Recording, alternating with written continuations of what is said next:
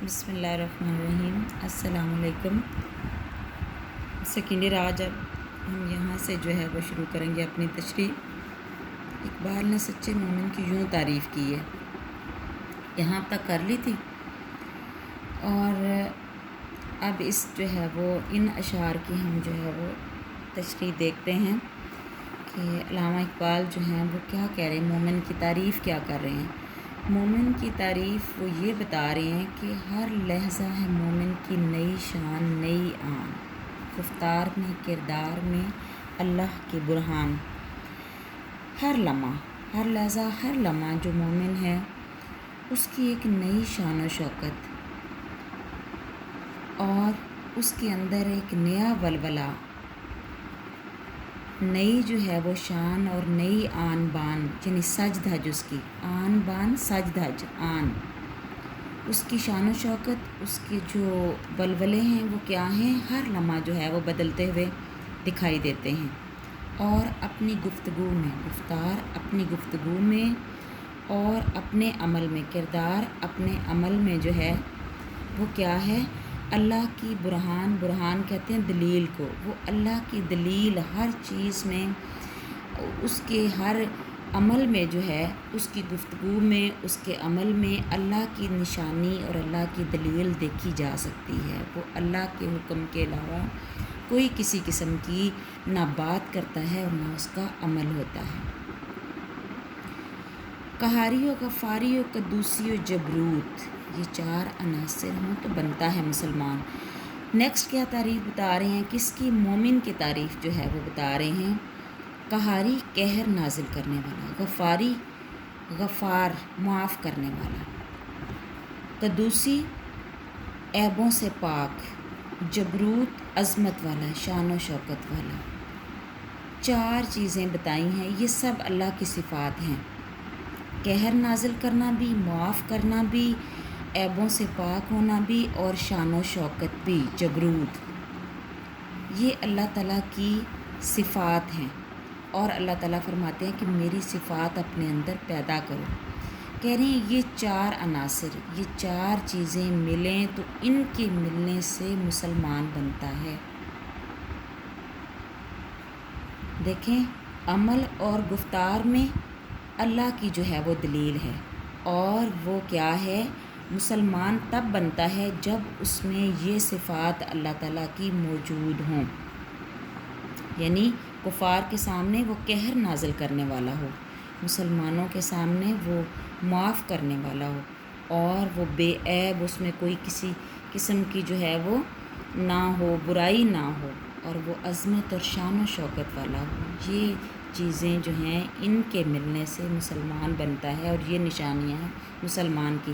جس سے جگر لالہ میں ٹھنڈک ہو وہ شبنم، دریاؤں کے دل جس سے دہل جائیں وہ طوفان۔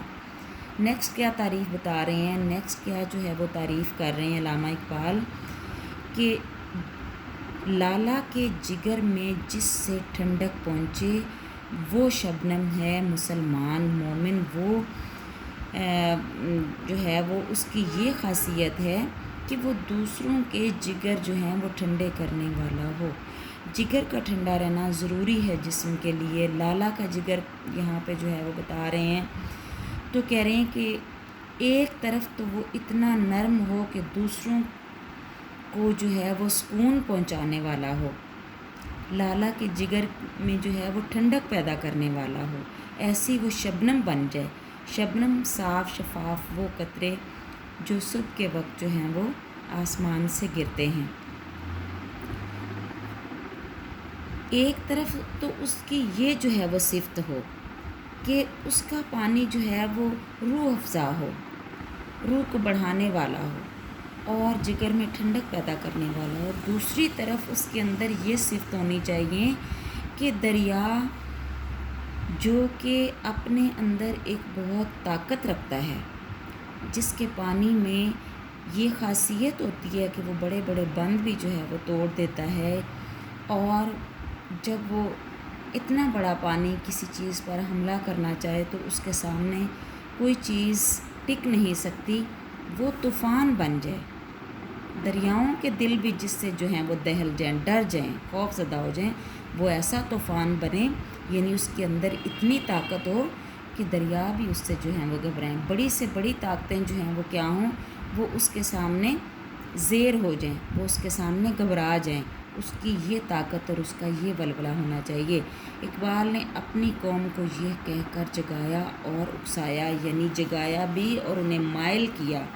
اکسانا ہوتا ہے کسی کام کو کرنے پہ مجبور کرنا، کہ یہ جو ہے یہ تم لوگوں کو اپنے اندر یہ صفات پیدا کرنی ہوں گی، تب جو ہے وہ اپنا کھویا ہوا وقار بھی بحال کر سکتے ہو، اور جو ہے دوسروں کے سامنے سیسا پلائی ہوئی دیوار بھی بن سکتے ہو۔ اور کیا کہا، چلنے والے نکل گئے ہیں، جو ٹھہرے ذرا کچل گئے ہیں۔ اس شعر میں کیا کہہ رہے ہیں کہ جو چلتا ہے، جو حرکت میں ہوتا ہے، جو عمل کرتا ہے، وہی منزل تک پہنچتا ہے، وہی آگے بڑھتا ہے، اسی کو منزل ملتی ہے، اسی کو کامیابی ملتی ہے۔ چلنے والے نکل گئے ہیں، اپنی منزل پہ پہنچ گئے ہیں۔ جو رک گیا، جو ٹھہر گیا، وہ کیا ہے، وہ ٹھہرنا موت ہے۔ جو ٹھہرے ذرا، جو ٹھہر گئے، ان کو زمانہ اور وقت جو ہے وہ کچل دیتا ہے۔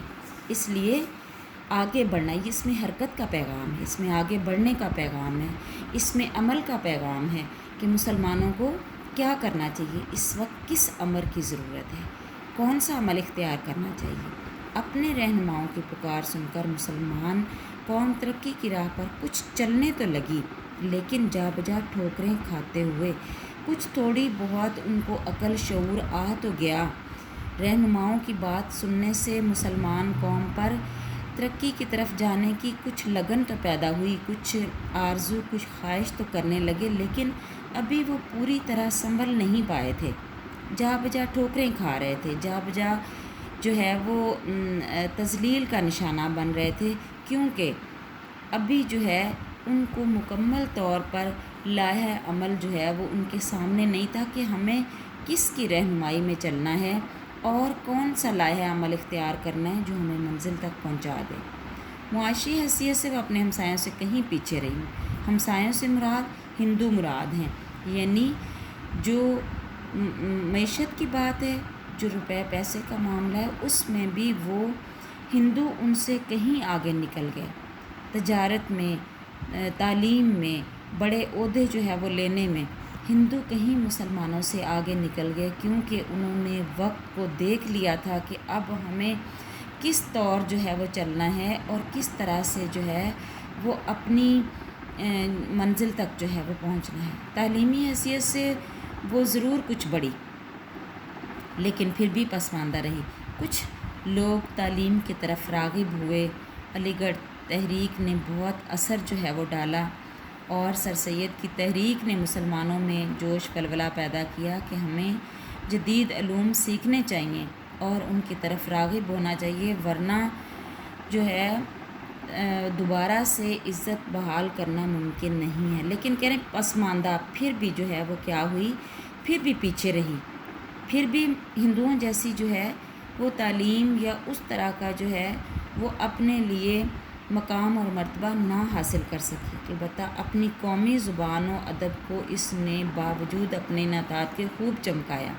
ایک بات یہاں پہ جو ہے وہ کر رہے ہیں میاں بشیر احمد، کیا کہہ رہے ہیں، الغرض ایک بات کا بڑا فائدہ ہوا کہ قومی زبان کو بہت ترقی ملی۔ انحطاط زوال کے باوجود، تمام تر ذلتوں کے باوجود، تمام تر جو ہے وہ پریشانیوں کے باوجود ایک چیز نے بہت اثر دکھایا، اور ایک چیز پہ بہت مثبت اثر جو ہے وہ پڑا، اور وہ تھی اردو زبان۔ اس کو بہت جو ہے وہ ترقی ملی۔ یہ بھی آگے آئے گا کہ اس کا جو ہے وہ کیا تھا، کس وجہ سے جو ہے وہ ترقی ہوئی۔ در پردہ وہ بھی انگریزوں کی اپنی جو ہے وہ کیا تھی، اس میں بہتری تھی اور اپنا اس میں فائدہ تھا۔ اس وجہ سے اردو زبان جو ہے اس کو اس سارے جو ہے وہ پیریڈ میں، اس سارے مرحلے میں جو 100 سال کی غلامی ہے، اس میں جو اردو زبان ہے، جو قومی زبان ہے، اس کو بہت زیادہ فائدہ پہنچا۔ اردو علم و ادب اور صحافت کو ترقی ہوئی۔ وہی بات جو وہ پیچھے کر رہا ہے، صحافت بھی اس وقت کی اہم ضرورت تھی، لوگوں کو باخبر کرنا تھا، مختلف اخبارات جو ہیں وہ نکلنے شروع ہوئے، تو کہہ رہے ہیں کہ اردو علم و ادب اور جو تھی صحافت تھی اس کی طرف لوگ جو ہیں وہ بہت راغب ہوئے، اور ملک میں جا بجا اردو کی علمی ادبی انجمنیں پھیل گئیں، اور ملک میں اردو زبان کے فروغ کے لیے اور اس کو ترقی دینے کے لیے، مزید اس کو بہتر بنانے کے لیے بہت سی انجمنیں جو ہیں وہ اس دور میں معرض وجود میں، جو کہ ایک الگ سے جو ہے وہ باب ہے کہ وہ انجمنیں انہوں نے بہت زیادہ سیاسی حوالے سے بھی، علمی حوالے سے، ادبی حوالے سے ان انجمنوں نے بہت زیادہ کام کیا ہے۔ وہ انجمن کوئی ایک نہیں تھی، کئی ایک انجمنیں تھیں جنہوں نے اردو زبان جو ہے اس کے فروغ کے لیے، اس کی جو ہے وہ ترقی اور ترویج کے لیے بہت زیادہ کام کیا ہے۔ اس کے ساتھ ایک جملہ کہہ رہے ہیں، علی گڑھ کالج 1920 میں یونیورسٹی کے درجے تک پہنچ گیا، اور یہ بھی دلیل ہے اسی بات کی، علمی اور ادبی حیثیت کی، کہ علی گڑھ کالج جو ہے وہ کالج سے جو ہے وہ یونیورسٹی کے درجے تک پہنچ گیا، اور ابھی پاکستان جو ہے وہ نہیں بنا، 1920 کا سن ہے، لیکن اس ادارے نے جو ہے وہ کیا کیا ہے کہ یونیورسٹی کا درجہ اختیار کر لیا ہے، اور یہ ادارہ جو ہے اس کا بھی میں آپ کو پہلے بھی بتا چکی ہوں، اس کا بڑا اہم کردار ہے جو ہے اس پاکستان کے بننے میں۔ ٹھیک ہے، نیکسٹ ہم جو ہے وہ کل کریں گے۔ اللہ حافظ۔